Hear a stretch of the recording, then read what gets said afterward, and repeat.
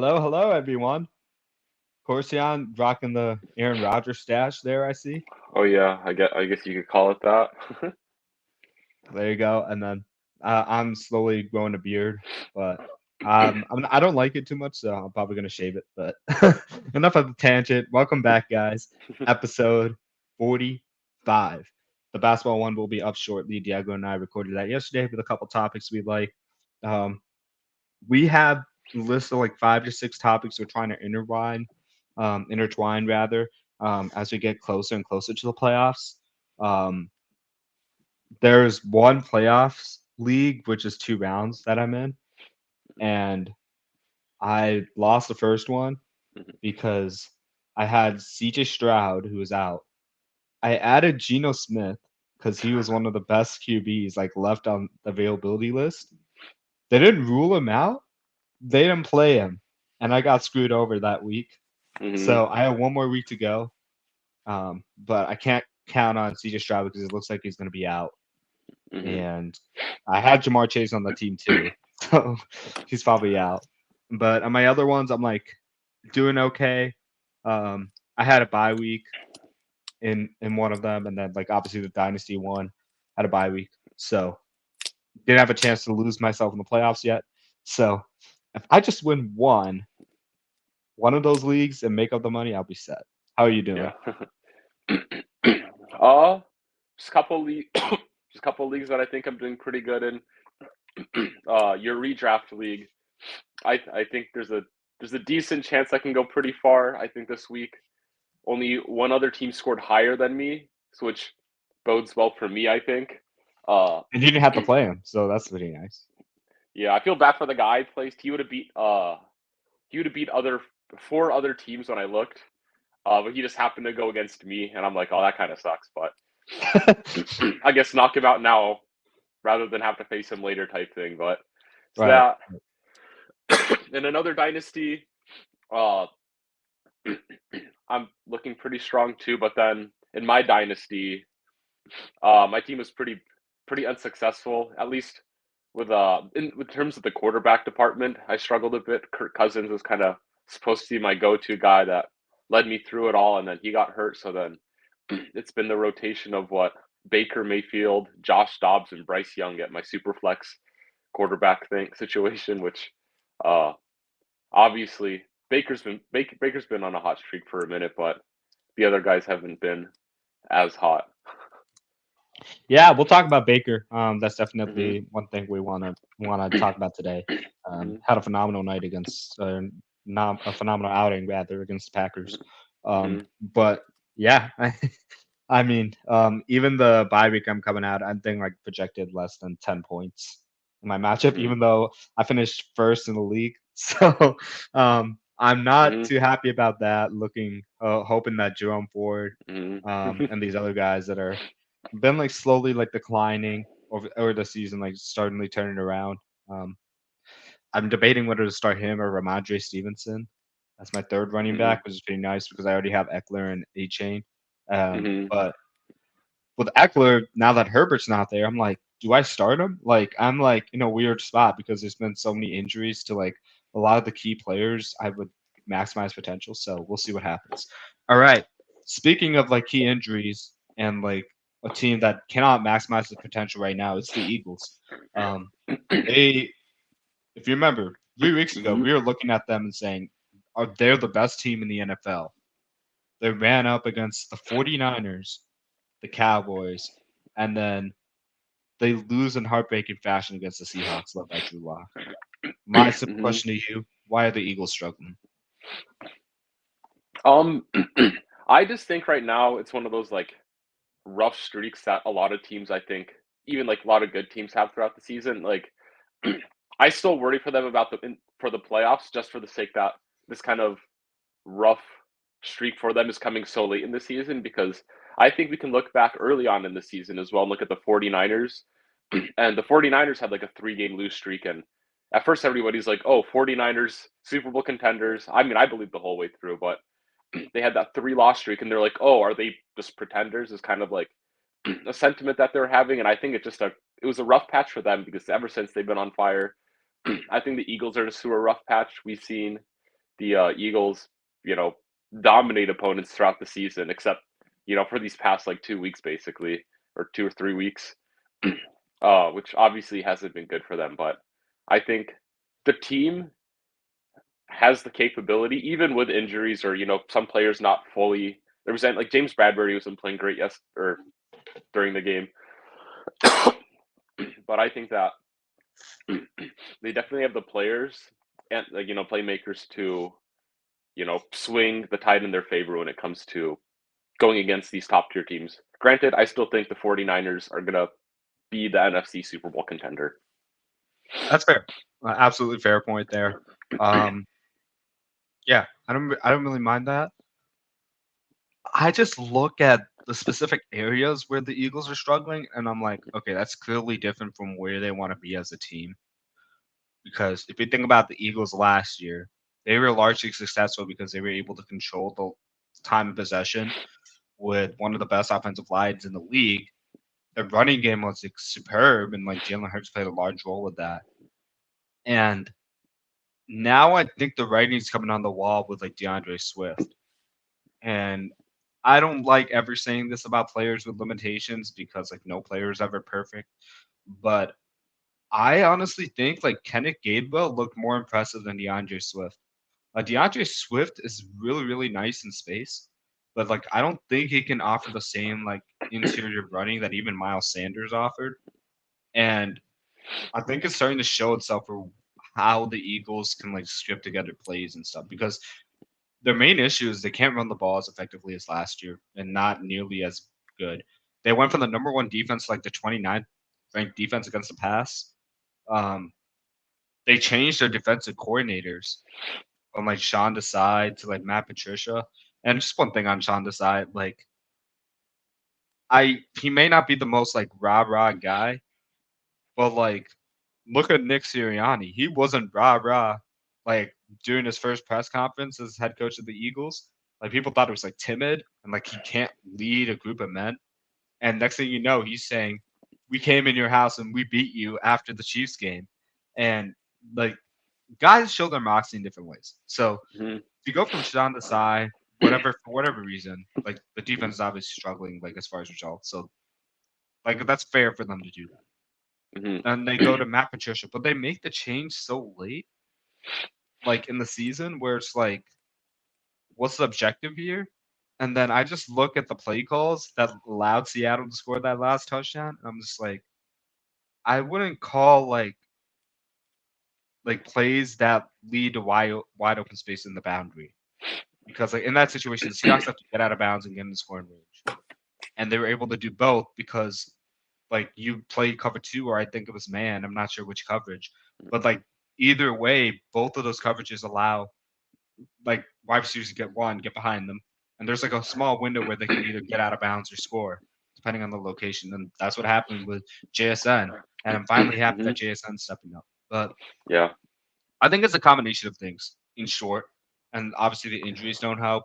Um, I I only hope that Jalen Hurts is able to play through his knee injury or whatever he's got going on. Like, I hope that's not a limitation, but like, there's a lot of problems the Eagles have. And I Mhm. think just relying on talent when we've seen a team like San Francisco maximize his talent schematically, Mhm. that's not going to bode well for the Eagles because they're just relying on like saying, oh, my guys are better than your guys, Mhm. which is why they won a lot of games. But like, once you get to the upper echelon of teams, I don't think that's going to work. Yeah.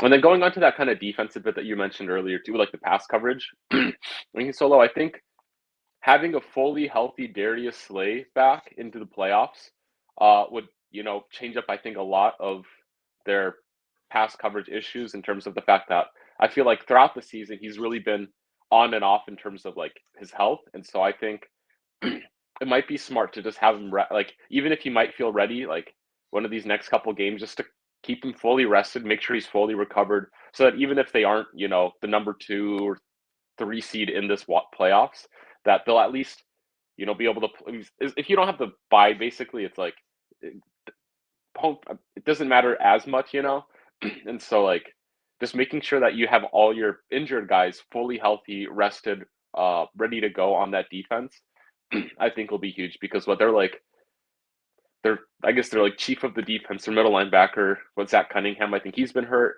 Darius Slay's been hurt. James Bradbury, he hasn't been playing as good as he should be.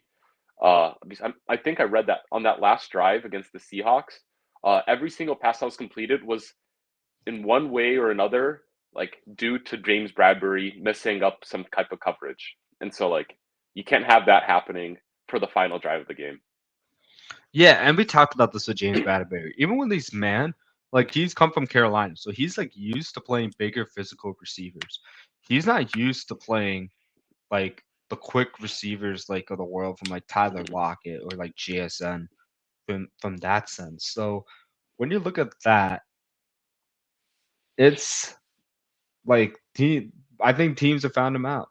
I think Mm-hmm. teams have found him out because they're like, okay, depending on the coverage, we know James Bradbury will be here. We have a guy who can win with quickness, so there is a window where we can get a ball over him and just get a completion, find easy yards, find Mm-hmm. completions. And I mean, for this whole Eagles team, they've had problems with like yardage allowance. Um, their defensive line is extremely nasty. I still think so, but you Mm-hmm. can't always rely on them to get home Mm-hmm. when like teams know where the answers are like within a second. So yeah, there's a lot that need to fix. Mm-hmm. I'm not sure where's the best way to start. This is kind of these weird cases. I feel like it's almost like they got Shaq Leonard and Darius Slade like was injured, I think, that game, and like he's probably gonna like not be ready till the playoffs. It's they gotta change up their coverage schemes and like Mm-hmm. really like recognize what they have and then how they can maximize what the players can do Mm-hmm. well. Yeah, he's like I was noticing Kaylee Ringo as well. He was getting a lot of play time and like sure he's a good physical corner, but like his weakness is pass coverage, and so it's like you have one of the most physical teams as your front seven, and it's like you got a physical corner out there, but like he also struggles in coverage, and so even with like the woes of James So Bradbury yeah, my struggling, question you is got. there like why would you put him in coverage?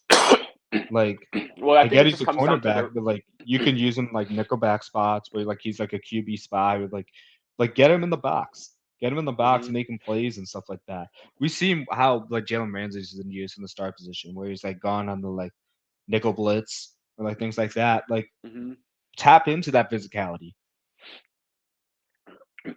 Yeah, so I think that's just a lack of secondary depth of anything. I think on that defense really hurts it because I think even with like some of the struggles of their offense regard like even with the struggling in the run game, I think their offense can really keep up with most any other team. It just their defense struggles to get stops in that pass.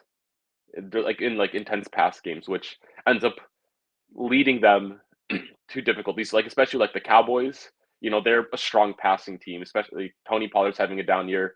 Cowboys have really gotten really they've done really well in the past game this whole season, past couple weeks, and that really killed the Eagles, I think. And then the 49ers, sure, they have probably the best running back in football right now with Christian McCaffrey potentially winning the MVP.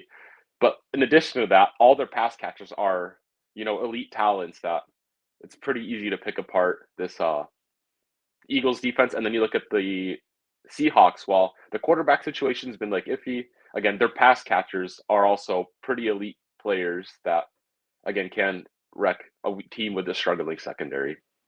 Yeah. And Mm-hmm. let's not forget, like Seattle was like this is like a worthy win. They had the talent. Mm-hmm. They I think they put up 35 against the Cowboys defense. So like their Mm-hmm. offense is more than capable of like putting up numbers when needed to. Mm-hmm. Okay. Um speaking of the Cowboys, I think this is kind of ironic because they struggled against the Bills. Bills looked really, really, really good. I Mm-hmm. can't tell this enough to people. Do not look at their record 3 weeks ago or even now and say, okay, this team is done. Like they're not competing with the Ravens because they absolutely could.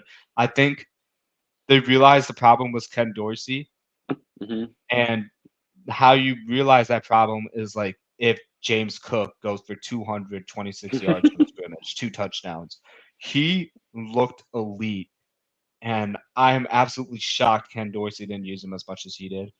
or like scheme up plays like as much as he did for this guy, because he looks like a guy that can force like coverages away from Diggs and like Mm-hmm. Kincaid has been. Kincaid didn't have a catch, which is odd. Like he dropped a couple you should have had. But like both have been playing phenomenal for the Bills, and then like you add in a James Cook, Dawson Knox is coming back now. Like the floodgates are open. Like this team could do anything. Seems like, and their defense has Mm-hmm. been really really good as well.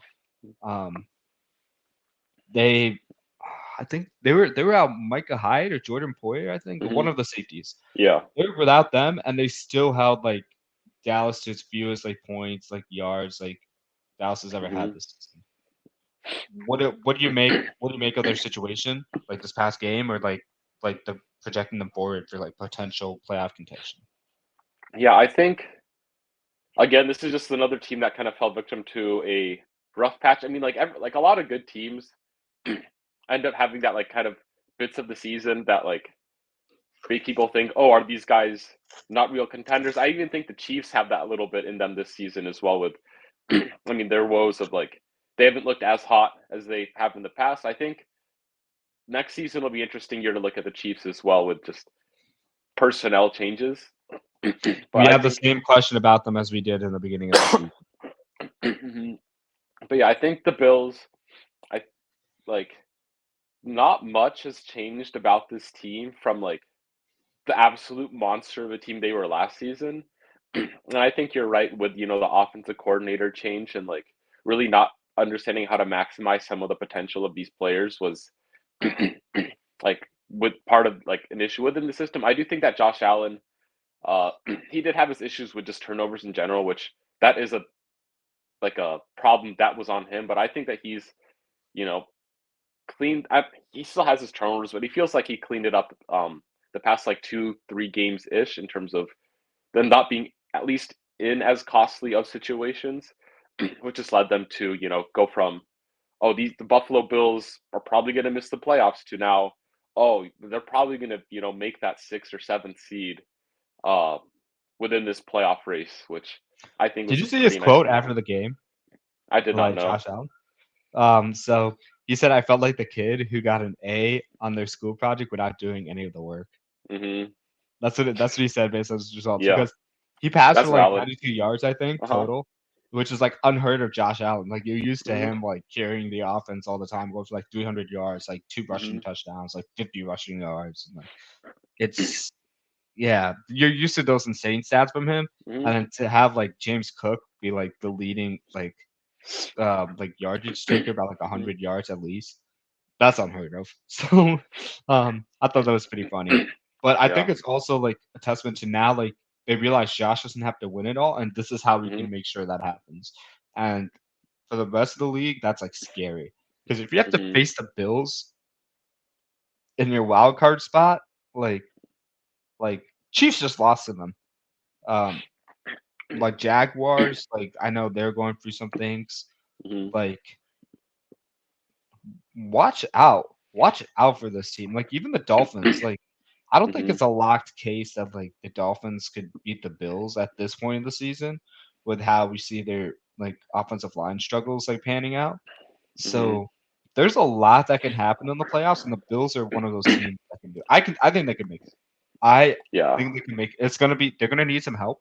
But if I look at the state of the teams in front of them and like their quarterback situation, Hmm. like combined with like what everything has to go right for those teams to even get in the picture, I Hmm. think the Bills like they look like one of the best teams in the league. Like even in their tough schedule, they've proven they can Hmm. win out and playing playoff caliber football already. Yeah, and like it's kind of crazy how at least on the AFC side, it looks like there'll probably be maybe 1 or 2 teams that have a record of 10-7 that might not even make the wild card, which is pretty mind-boggling with like how competitive it is and how despite a lot of injuries, um AFC teams have been like just really kicking, fighting, not willing to go down as easily, feel like And it's not after solely because of quarterback play. It's not because of quarterback play, which is surprising. like the fact that the Browns are still very much in it is crazy. Oh, don't Like, even get me started about them. I was so upset after that game. Oh my goodness. hmm yeah, I'm Like like, if well, Darnell Mooney doesn't kick his knees up, we win that hmm game. And the Bears have honestly, had so many games like that, which infuriates me as a fan because we could be 8-6 right now. But like credit to the Browns, they play well. Joe hmm Flacco stepped up in his last drive. But yeah, dang it. well, it's crazy to think Joe Flacco is like leading the charge for the Browns, and he might be the one to bring them into the playoffs. And I'm He's like, a third string like quarterback, third or fourth string quarterback leading yeah, them I'm in. like, Like he was huh. not expected to be in that position like going into the season. It's crazy, but I think you had all this playoff craziness uh as another topic, so we can talk about that in a sec too. Yeah. Yep, sure thing. Um Baker Mayfield. Wow. Do you know like he's the only visiting player at Lambeau Field to post a perfect passer rating ever? Yeah, yeah, I saw that and I was like, that's crazy. Like, The thing about all the greats that have played, like Patrick Mahomes, like um I'm considering him already great. Peyton mhm. Manning, Tom Brady, Jay Cutler. Just kidding. um, but you know what I'm talking about. Like Mhm, the only other player like to post a perfect passer rating at Lambeau is Aaron Rodgers. But like as a Green Bay Pack, mhm, like that is that it was that kind of game. And whenever like I get it when you have like Mike Evans and Chris Godwin, it's like insane. But like mhm, credit the OC, credit Baker. Like I mhm, think he's really developed a lot since like his stint with the Browns. And mhm. wow, I didn't think he had this in him. All the credit to him. Yeah, and like I think a big part was just like him regaining a lot of his confidence this season because I feel like after the Browns and then he got or during the Browns and he got moved around quite a bit with a couple teams. I feel like it's pretty easy to say that his confidence was probably even if he didn't show it, his confidence was probably pretty low in terms of like his belief in himself that he's able to like be a legitimate NFL starting quarterback. But then over the course of the season, he's had a couple bad games, but like I feel like he's gotten better and more consistent as the season went on. And I think they probably I mean they are probably the best team in that or NFC South, not AFC South, but Oh, right. yeah. Small typo there. I mean, they could be with the way the Jacksonville Jaguars are looking.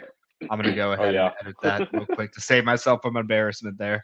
Um, but yeah, just a quick Mhm. little side note there. um, yeah, I mean, I think the Saints are slowly rounding into form too, so like they're gonna make it very tough. Um, Mhm.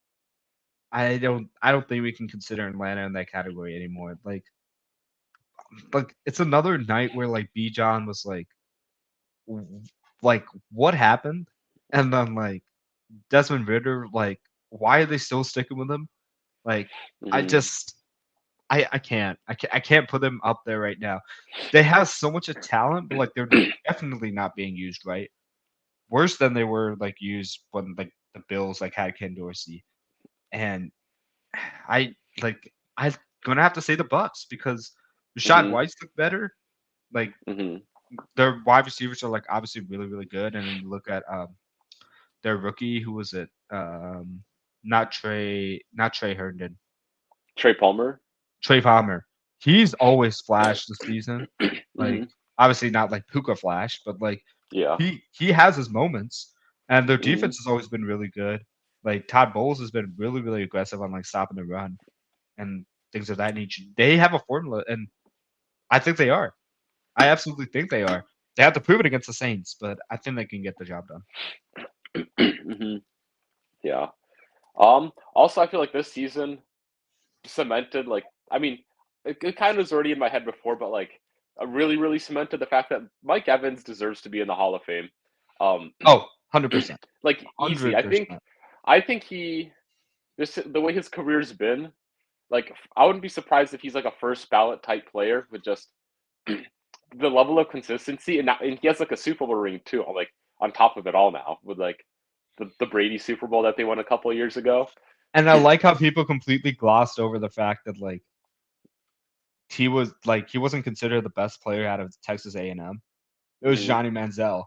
and like Mm-hmm. people just like completely ignored Mike Evans, and then Mm-hmm. all of a sudden he starts putting up like 1,000 seasons. This is going to be it's like Mm-hmm. 9 straight or 10 straight 1,000-yard season. Yeah, it's something That's like that. I mean, ridiculous. yeah, like the Like how many level of yards does he have right now? consistency. He's got to have 1,000 yards now. Oh, he passed 1,000 yards this season already. Yeah, he has 1,074. Wow, Mm-hmm. just like what else can you say? Like, Yeah, like this. would you consider him first ballot? I'd say so. Just in the fact that, like, I think, not saying his play style or his like technical greatness is the same as these guys, but like the level of consistency that he's offered throughout his career is quite on par with guys like Torrey Holt, like Jerry Rice, in terms of like every year they've produced and like produced more than they really like should be. And you look back with him is with Mike Evans as well. You look at the quarterbacks that he's had throughout his career versus Jameis, guys versus guys like Torrey Holt and uh Jerry Rice, Jerry and Rice. we're like, I think there's still at least Jerry Rice. I think is easily the best receiver of all time. But like you can say that like Mike Evans with his consistency and the fact that he's played with guys like Jameis Winston, who grant he throws a lot, so that's kind of easy there. But like, wasn't he there with like Josh McCown for or like that little rut Yep. right before Jameis Winston? Like he had a couple like years where Yep. he was playing with a bunch of nobodies, and Yep. again like Josh McCown's the most notable guy I can think of in his pre-Jameis stint. But he's played phenomenal football, and Ryan I Fitzpatrick hope. too. Yeah, and I think it'd be cool to see Mike Evans like continue to string 1,000-yard seasons for the next couple of years, because that's when it gets tricky. It's like when you're around that 30-year age mark. He reminds me of like Larry Fitzgerald from the outside Hmm. receiver position. That's the Yeah. kind of impact he's having, which is very difficult to do. Very difficult to do because like I Hmm. keep like I had underestimated him this season only because of the quarterback play. Like normally with like Tom Brady at like when he was there, I would always try to draft Mike Evans every single year Hmm. because like I know what I'm getting from him. He might not give me like the like 1,500 yards season, but he's gonna at least give me like 1,100, 1,200 yards Hmm. by the end of the day. And like as your third or second receiver on fantasy teams, that's a steal. That is a steal. He might Hmm. not. He's never had like the name brand like of a Jefferson, like Stephon Diggs, like that kind of guy. Hmm. Was just like if you're like on the other side of that, you're just like, oh, please don't go off, please don't go off, please don't go off. But Mike Evans goes Hmm. up. Like he has these 200-yard games like randomly, and like and the way he does it with like the quarterbacks you mentioned, absolutely hilarious. Um, I thought it was kind of slanderous. You compared him to Jerry Rice. I'm gonna let that slide because I think Mike Evans is great, but how dare you do that? I'm saying I'm not saying the player in itself. I'm saying the Yeah, I know. consistency. You know. I know. I'm And so just that's messing with I you. prefaced it with they're not the same player like in the slightest. Like Jerry Rice is the GOAT, but like again, it's hard to you don't really see this level of consistency from a receiver for this long, and with him in particular, just the different levels of quarterback play that he's had throughout his career. Guys, I think we still got to clip that video of Coruscant saying, um, Mike Evans is just like Jerry Rice, please, and then Yeah, upload of the course. snapshot as well. Spread the fake news, please.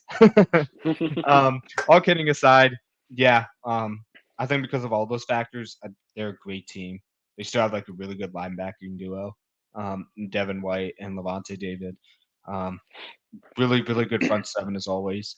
Um, I think they have a case to make it to the NFC South. Another interesting thought is like, should they be seeded fourth? Like because there's a lot of like honestly like the Cowboys or the Eagles, whoever like finishes like second in the division, I don't think they deserve to finish like fifth in the conference. Like they're Hmm. really like a top three, top four team, like depending on where the lines finish, and not the NFC South champion. So like that's gonna be something that's like gonna go under heavy scrutiny. But I mean, as far as Hmm. the division winners, I think they the best one in it. Yeah, it's hard to see, yeah, someone else in that division really putting it all together right now and taking it away. All right. Um, I got 4 teams for you. I don't know how to sort them out because they're all like going under similar trajectories, I guess. Hmm. But I mean, with CJ Stroud is like less of a like compensation factor, I guess, because he's only out for a few games, it looks like, but it looks Hmm. like he's going to be out this week as well in a crucial situation the Hmm. Texans find themselves in. But like with that aside, Browns, Bengals, Colts, they're all playing with backup QBs or lower, and the Texans as well. And I think the Browns and Bengals had the last two wild card Hmm. spots in the AFC. Hmm. So like going forward for these next 3 games, where do these 4 teams fit in the playoff picture? Do you have like 2 of them making the playoffs, or like do you think like a team like the Bills or like obviously the Texans are outside, and like you see the Steelers and the Hmm. Broncos? Do you realistically think that one of those teams could hit the 7th spot? Yeah, I think you could say these four teams plus Bills and Broncos are like definitely contenders. For this. I'm already writing out the Steelers right now, like just with the absolute like all these. It's crazy how like all these other guys have quarterback issues, but like the Steelers, they just have like an offense issue really, and so like they're out. But They're starting Mason Rudolph, I think, this week, right? yeah, they're starting Mason Rudolph. But I think a lot of this comes down to schedule, and I'd have to look at the schedule Okay. for like the remaining teams. I think I can pull it up real quick. because like I think about like how like the Broncos, because obviously as a Broncos fan, I know what their schedules. They're facing the Patriots, the Chargers again, and the Raiders. And like I sure there's the Bronco bias, but there's also like just looking at these opponents that the Broncos have, and it looks like the Broncos will finish the season 10-7. And so you already have one 10-7 team here. You got the Browns, who look like they're kind of a lock for the playoffs with just unless they have some crazy losing out bit here where they can't win another game because they just can't overcome their injuries. But then it all comes down to I think who they're playing, who their opponents are, because Bengals are written off pretty quickly after Burrow, but then Browning has played really well. But how long does like Browning stay a good backup? Because for a while, Josh Dobbs was all the talk of he's the crazy backup quarterback, and he had a couple of good games with the Vikings, and then he kind of didn't play as well, so he got benched. And so I think that's a tricky thing here with the backup quarterbacks is they've played good now, but like, does it last? Is kind of a big question mark. I hope that they play well, for the sake of having good football games out there, but it's always kind of a big question mark when backup quarterbacks are having to lead the team. And luckily, I think for all of these teams, they have really strong supporting casts of players that keep it in. And like, I mean, you look at like the Bengals, like Joe Mixon, Jamar Chase, T Higgins completely balled out this most recent week when Jamar Chase was out for like the last or when he was out, like I thought the Bengals wouldn't win, but T Higgins was like, "No, I'm gonna do it my way," and like like the one where he caught the ball and he flipped it around his back or whatever to score that touchdown That was to keep crazy. them in it. Yeah, that was absolutely Hmm. crazy. Um, let's see here. So I'll have like the week 16 matchups here related to Hmm. the teams we talked about. So Bengals at Steelers is definitely gonna like reduce like one team's loss column by one. Hmm. Logic there by me. But Yeah. I mean, if the Steelers can pull it out, the Bengals are losing. I mean, Bills are going right to the Chargers, so I think the Bills could win that one. Hmm. Um, Browns and Texans are actually facing each other, So that'll which be a will be big one. yeah, that would be a massive one because it's either the Texans take the Browns spot or the Browns like maintain their hold on like the 5th seed or 6th seed. It's crazy to think about. Well, especially with Joe Flacco. Um, like a lot of people are writing out the Broncos after the Lions absolutely crushed them, but like you mentioned, they could beat the Patriots there. Um, let's see. Am I missing? No. Okay, And because a lot of you missed the Colts game. they're Where are the facing the Colts playing? Falcons. They Oh, could, okay, that's yeah, okay. yeah, they could, yeah, they could definitely win that one, for sure. So week 17, looking at this, let's see, Bills and Patriots. I mean, like it's looking more and more like the Bills could finish like 11-6, 10-7. hmm Browns are facing the Well, yeah. Jets. Colts are facing the Raiders. So Okay. I Those are mean, all it, winnable games too. the Raiders have been looking like they can give them a fight.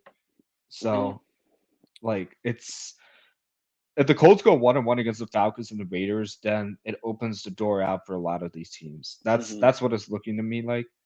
Um, Browns are kind of the wild card here, no pun intended, um, because they gotta win with week 16. hmm If they don't against the Texans, then I think they're in trouble.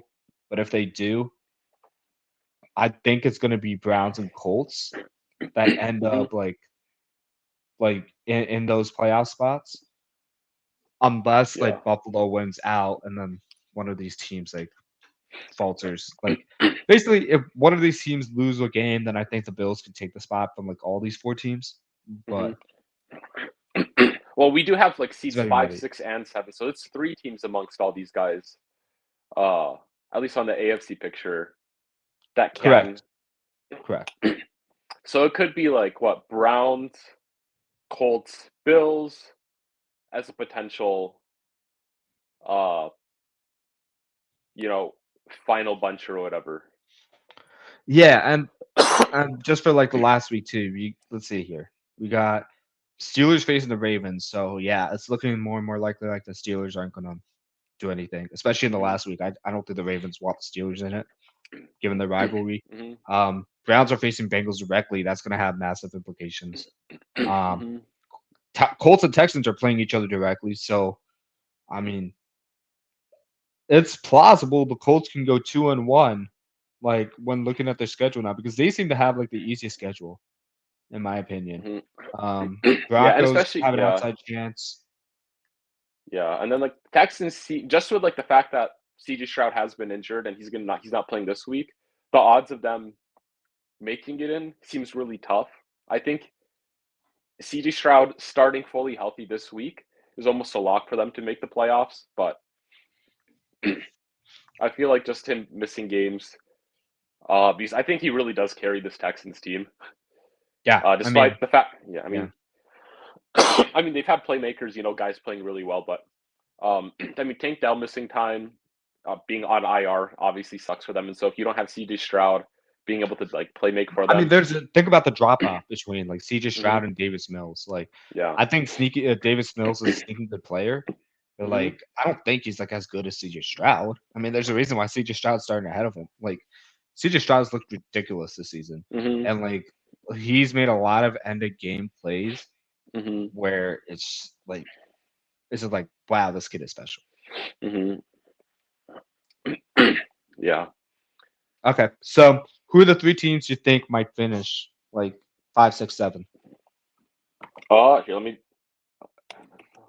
wait. I'm gonna just look at all their current records too. I know they're really, really close right now, but I just wanted to like double check all Yeah, these all teams. good. I'm pulling it up. Okay. Oh, okay, here we are. AFC. Okay. Um, I'd say Browns. Again, if Browns beat the Browns have to beat the Texans. Um, but then yeah, Browns, Colts, and probably the Bills is what my prediction here is. Okay. Okay. Not bad. Not bad. Um, I'd probably go Browns, Bills for sure. I think Bills like hmm once they start winning, They're like Yeah. tied with everybody. So Uh-huh. this is assuming the Bills can win out even against the Dolphins because like they have that kind of ceiling. And the Mhm. Dolphins aren't looking great right now. Mhm. Um, so Browns and Bills, and I want to say the Colts, but I have a feeling it's gonna be the Texans. And I know Mhm. everything you discussed with the Texans there, but I just think D'Amico Ryan's is like Mhm. gonna compensate for this somehow. Like Devin Singletary's actually looked really, really nice. Like I think he's like taking over the backfield there. Mhm. Um, and I look at their defense and I look at its massive improvements every week. They just held I forget who it was for like 9 points. And like oh man, who do they play? Um Oh my gosh. Maybe it was the week before because I'm completely up. Or 16 points. They Mhm. held the Titans to 16. And Mhm. that's not like small feat, but like the fact they can win those ugly games, like tells me that they can they can hold their own without CJ Stroud. Mhm. And I think when that last game is played, they're gonna win it with CJ Stroud playing. We'll Mhm. just have to see. Like I think the Texans are the true wild card here. Mhm. They're gonna have that 7 spot to me. I don't know how, but Okay. like I think they're gonna find a way. Yeah. You good? You look like you're dying there. Yeah, I ran out of my water, and so. Dang. Okay, we'll make this quick. Um, Mhm. Devontae Casey, go. Um. Oh my gosh. Okay. I can go instead. I feel like I'm No, no, being no, no. evil here.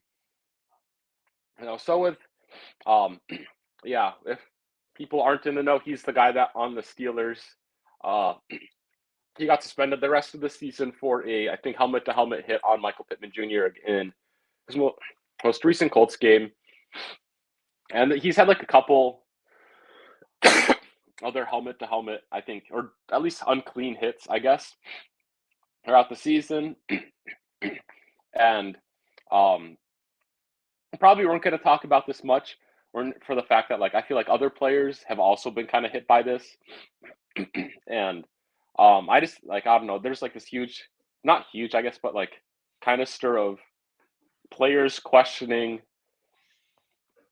like more like instruction on the hard hitting penalty or hard hit related penalties that are happening, especially like guys like Kareem Jackson, and then I know Tom Brady's talked about how he doesn't think that that hit deserved to be a suspension either, and so there's like a lot of opinions on that side of uh these these quote unquote like unclean hits should not be like as strictly policed.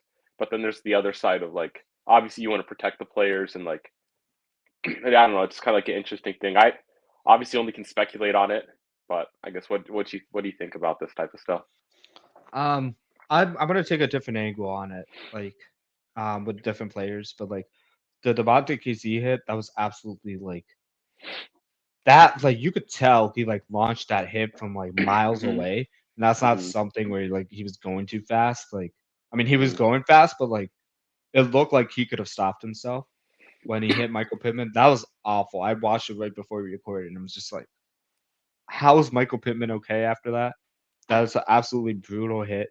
He should be in concussion protocol right now Hmm. because that was something like that's really this is why like we worry about football like Hmm. as like fans because it's like you look at all the studies that have gone into CTE and it's like I think about like when like Odell and Josh Norman were going at it and like literally like going head butt first with their helmets into each other and it's just like dangerous. Um Hmm. like those kind of plays is like why we have so many rules against like roughing the passer and like unnecessary roughness. Like this is exactly why. Like I think none of the players are like actually like implementing the techniques to tackle well. Like I think the techniques have gotten worse and worse and worse. Hmm. Um, and at the same time, like like I'm not trying to sound like a homer here, but like Justin Fields notoriously does not get rough in the passer calls. Like when he's sliding, when he lets go of the ball, there was like one play where I think like Zadarius Smith just like straight up like shoved him in the back, but like with enough force like to knock him down to the ground. Like well after the play, well after Mhm. he like released it. But like I look at like this rest of the team and I can't understand it for my life. Mhm. Can you hear Yeah, me okay? I can hear you. Okay. Yeah, yeah, and then I think a part of this as well is like I think inconsistent like penalty calling where I feel 100%. like especially with like those the roughing the pass runs, but also on some of these big hits where it's like it's a big hit, but then if the player like jumps up immediately, then like almost no flags are ever called, even though like the legality of some of these hits might be borderline, but then a legal hit that results in a player injured almost always gets a penalty as well. Um, which I think is the complaint of guys uh like Kareem Jackson, who I think like because I think some of his hits are fully warranted in terms of getting kicked out of the game, getting some suspensions, but I feel like there were some of those hits where I mean they don't show the replays because the player like was injured or whatnot, but it looks like it was like a shoulder led hit onto the shoulder, but the guy got discombobulated a bit, and then the flag was thrown, then the suspension came, and then the players themselves are I think a bit confused on to what exactly is legal, what isn't 100% legal in terms of. It's not clearly defined at all. Hmm. Yeah, and so again, it's again the indecisive. I think officiating where players just don't understand what rules will be enforced when and where, because so much is just up to chance. But I do agree with the Steelers player him getting suspended. In terms of like obviously if you look at the clip, that does not look like it was an unintentional play or whatever. It looks pretty. I mean, obviously I It don't know looks what like his he was like intentions trying were. to make a play, like, and didn't know what he's getting himself. Like he Hmm. was just trying to make it like it looked intentional. Like it Hmm. didn't look like he was like trying to go for the ball or Hmm. anything like that. Because like Pittman had it tucked with his like left arm, I think, and I'm recalling the video. So like he's like completely coming at him from like the blind side, and like I Hmm. mean, what's Pittman supposed to do there? Like you notice a lot of people like sliding prematurely before maximizing Hmm. yards. I think that's intentional where like they're not trying to risk getting hit if they don't have Hmm. to. Like Justin Fields does that a lot. Like you look at Darnell Mooney was been doing that a lot. Like and yeah, it's frustrating. It's frustrating because you don't regulate this correctly, players are gonna now like sell the calls too. Like whether it's like roughing the passer or Hmm. like um unnecessary roughness or like even pass interference. And because you haven't called it out correctly or enforcing it correctly, this is what happens. Like either players get hurt or like outcomes are decided where objectively and subjectively sometimes like this could have been easily correctable. So I think that's the most like frustrating part about like the Hmm. sport right now. Hmm. Yeah. Did you have anything to add on this? Like anything you might have forgot to mention or Uh, no, I don't think so. I think it's a good one. It was fun talking about playoffs. Obviously, Yep. playoffs are around the corner, so. Yeah, I mean I'm really excited. On a more positive note, I think my Super Bowl prediction right now, three games before the season ends, I think it's still like Ravens 49ers. I'm less Hmm. confident in the Dolphins the more I watch them play. Um, Hmm. but they have an outside shot of like winning the AFC. But Hmm. I think the way the Ravens look, like that's like I don't see anybody stopping them. And this is despite all the injuries. They gotta give them Hmm. credit. Yeah.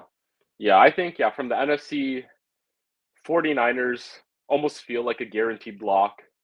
Uh, whereas on the AFC, I do think that the Ravens are also the strongest team, but I think the competition down the board has so much like up the chance. It feels like the AFC side has a lot more like any given Sunday type feeling.